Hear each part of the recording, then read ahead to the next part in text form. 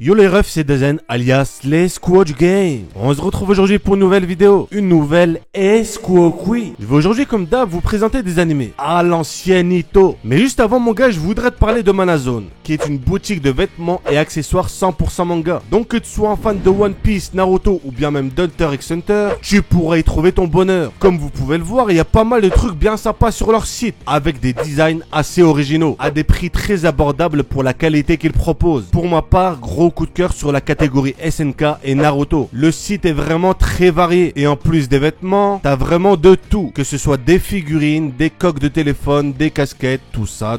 Vous pouvez les retrouver sur Instagram pour voir un peu les collaborations qu'ils font, mais aussi et surtout les contacter 7 jours sur 7 en cas de question ou autre. Et ça mon ref, je peux te l'assurer que c'est pas de l'escroquerie. Ah, ça change de moi. Et en tant qu'escroc d'élite, j'ai réussi à négocier un code promo de moins 20% de réduction sur absolument toute la boutique avec le code DAIZEN20. La boutique est vraiment super sympa, surtout si vous êtes un fan d'anime. Donc franchement, je la recommande fortement. Je vous ai laissé les liens en description. Commençons par Gunjo no Magmel, qui est un anime incroyable que tu peux retrouver sur Netflix. L'histoire se déroule dans un monde où un nouveau continent du nom de Magmel fait son apparition. Et du coup, logiquement, t'as des gars qui vont explorer ce nouveau continent pour voir ce qu'il y a dessus. Voir si les sushis existent, tout ça. Mais après ça, pas mal de catastrophes vont arriver. Et les catastrophes, c'est pas très cool, beau gosse. Et nous, on va suivre des petits jeunes, qui justement vont porter secours à ces fameux explorateurs dont je vous ai parlé juste avant. L'anime est vraiment super cool à voir, avec ici de très bons personnages. Perso, j'ai trop kiffé le protagoniste. En plus d'avoir un anime assez bien rythmé, on a des personnages vraiment charismatiques, donc je vous le conseille fortement. On va ici continuer avec Junikoku, où l'on suivra ici l'histoire d'une jeune lycéenne, mais un peu différente des autres. Ouais, car c'est pas un lycéen banal pour une fois. Cette fille est régulièrement hantée par des cauchemars avec des monstres qui font flipper, en plus d'avoir la particularité d'être rousse. D'ailleurs les roux, sachez que vous êtes des BG. Mais du jour au lendemain, son lycée va se faire attaquer par des oiseaux géants. Là tu dis que c'est pas très cool. Et moi je te le confirme, c'est pas très cool. Et juste après, elle va se faire transporter avec deux de ses camarades dans un monde fantastique, un peu du style chinois. C'est un monde avec beaucoup de fantaisie. Elle devra du coup par la suite assumer son destin de reine. Ah mon ref, pas facile la vie d'artiste. L'anime n'est pas incroyable, mais franchement si t'aimes bien les trucs fantastiques, découvrir de nouveaux mondes, tout ça,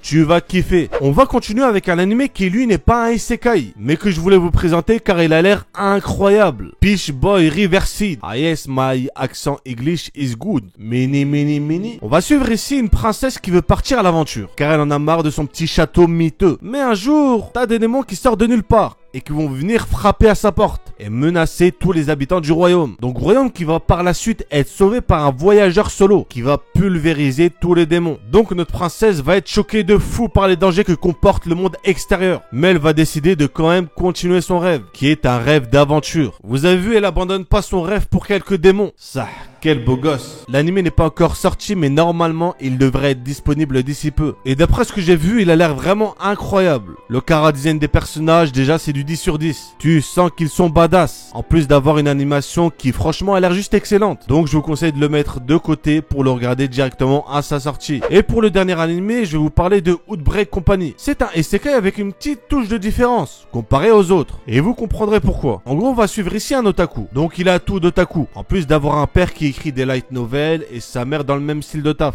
Et du coup, un jour, il va être transporté dans un autre monde. Donc tu t'imagines bien que c'est un monde fantastique. Mais il va pas avoir de pouvoir de fou ou fumer de roi démon. Il va juste être une sorte d'ambassadeur de ce monde. En gros, un intermédiaire entre lui et le Japon. Et par la suite, il va avoir l'idée de construire une école. Mais des choses vont commencer à poser problème, comme la discrimination ou les conflits entre pays, les classes sociales, tout ça.